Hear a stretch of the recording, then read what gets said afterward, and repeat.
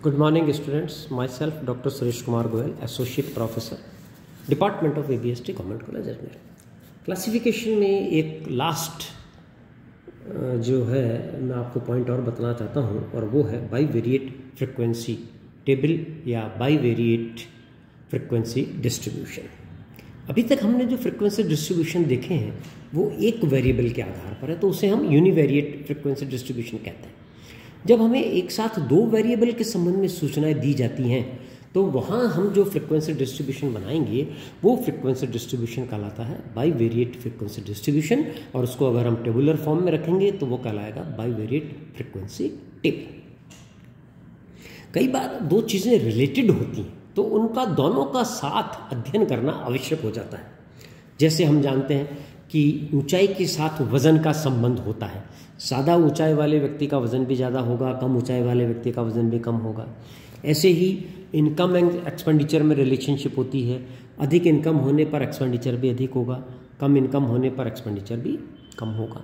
या दो सब्जेक्ट में जो मार्क्स हैं उसमें भी कई बार रिलेशनशिप होती है, या हस्बैंड ऑफ वाइफ की एज में रिलेशनशिप होती है।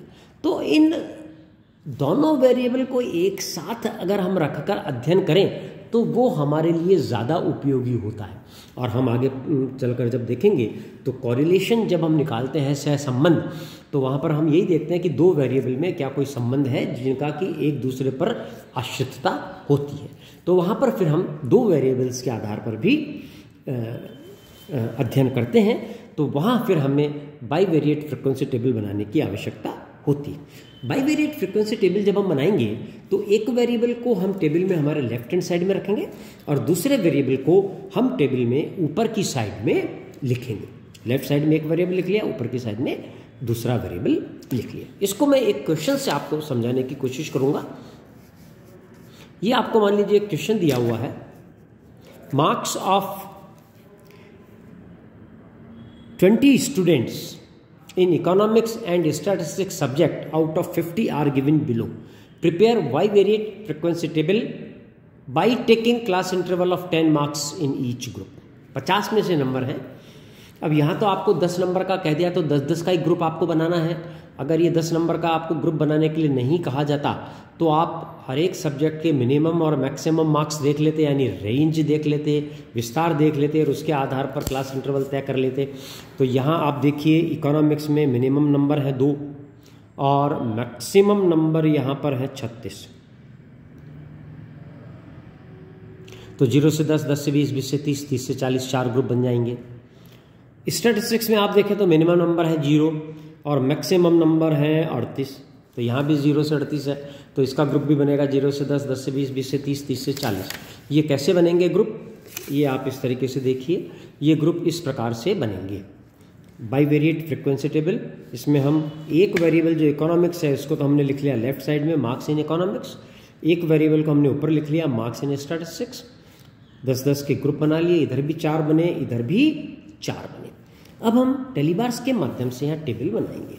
अब ये कैसे बनेगी इसको ध्यान से देखिए। इकोनॉमिक्स में 18 नंबर है, 18 नंबर कौन से ग्रुप में आएंगे, 10 से 20 में।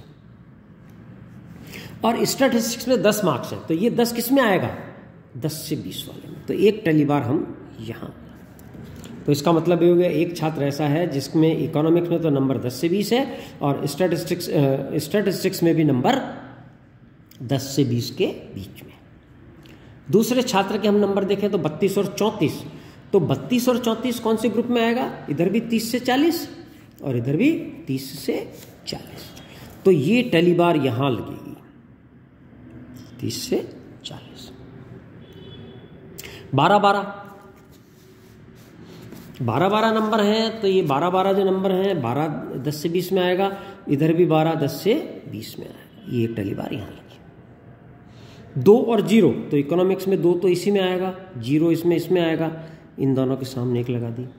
36-38 इकोनॉमिक्स में 36 इसी ग्रुप में आएगा, इधर 38 इसी ग्रुप में आएगा। ये एक टेलीबार इधर 30 से 40 में लग गई।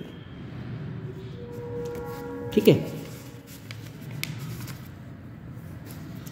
इसके बाद 14 और 22, 14 10 से 20 में आया और 22 आया 20 से 30 में, एक टेलीबार यहाँ लग गई। 10 और 16, 10 आया इसमें और 16 आया इस 10 से 20 में। 22 और 28, 22 20 से 30 में आया, इधर 28 भी 20 से 30 में आया। 4 और 2, 4 0 से 10 में आया, 2 भी 0 से 10 में आया। 24 36, 24 आया 20 से 30 में और 36 आया 30 से 40 में। तो ये टली बार यहाँ लगी। फिर आगे आ जाए 8 और 26, तो 8 तो आएगा इसमें और 26 आएगा 20 से 30 में। 20 और 20, 20 इसमें आएगा, इधर भी 20 इसमें आएगा, तो ये इधर आया। 26 और 30, 26 इसी में आया 20 से 30 में, लेकिन 30 कहाँ आया, 30 से 40 में, यहां लगी। 18 और 4, 18 10 से 20 में, 4 0 से 10 में।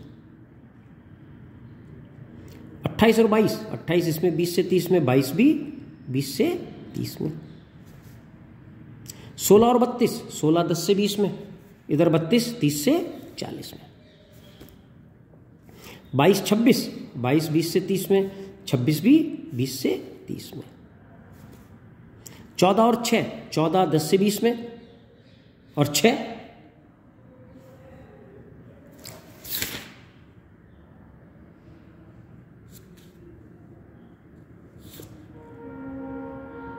किस में आया,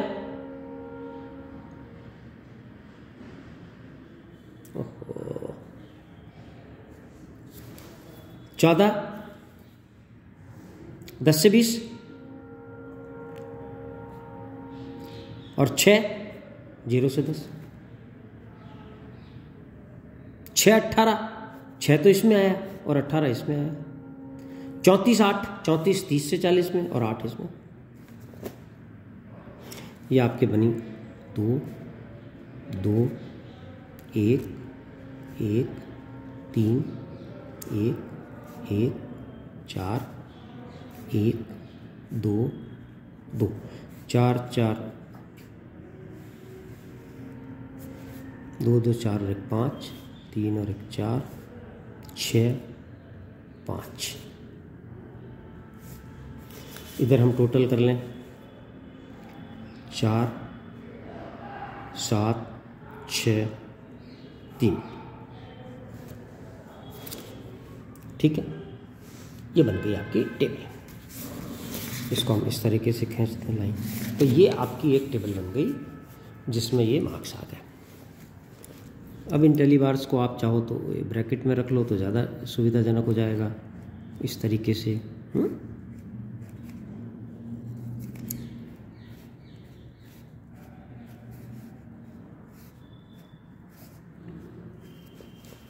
ये बन गई आपकी बाइवेरिएट टेबल। अब इसमें क्या बताता है, 2 स्टूडेंट्स ऐसे हैं जिसके इकोनॉमिक्स में भी 0 से 10 नंबर के बीच में है, स्टैटिस्टिक्स में भी 0 से 10 के बीच में है। यहाँ ये फ्रीक्वेंसी कुछ नहीं है, इधर भी कुछ नहीं है, इसमें भी कुछ नहीं। ये यहाँ टोटल आप देखेंगे 30। ठीक है, अब इसकी यूनिवेरिएट टेबल अगर आप बनाए तो क्या हो जाएगी, मार्क्स इन इकोनॉमिक्स 0 से 10, 10 से 20, 20 से 30, 30 से 40 और फ्रीक्वेंसी 4 7 6 और 3। और दूसरे वेरिएबल की बनेगी मार्क्स इन स्टैट्स 0 से 10, 10 से 20, 20 से 30, 30 से 40। मार्क्स इन स्टैट्स में 0 से 10 में 5 4 6 5। ये यूनिवेरिएट सीरीज हो गई, और दोनों को साथ में लाके बनाई तो ये बाइवेरिएट सीरीज हो गई। ठीक है, तो इस प्रकार से हमने यहाँ पर देखा कि जब 2 वेरिएबल दिए हुए होते हैं तो उसके आधार पर हमें यूनिवेरिएट फ्रीक्वेंसी डिस्ट्रीब्यूशन या यूनिवेरिएट टेबल किस प्रकार से हम बनाते हैं। अब नेक्स्ट टर्न पर हम इसके आगे का कोई चैप्टर लेंगे, तब तक के लिए थैंक यू, गुड बाय।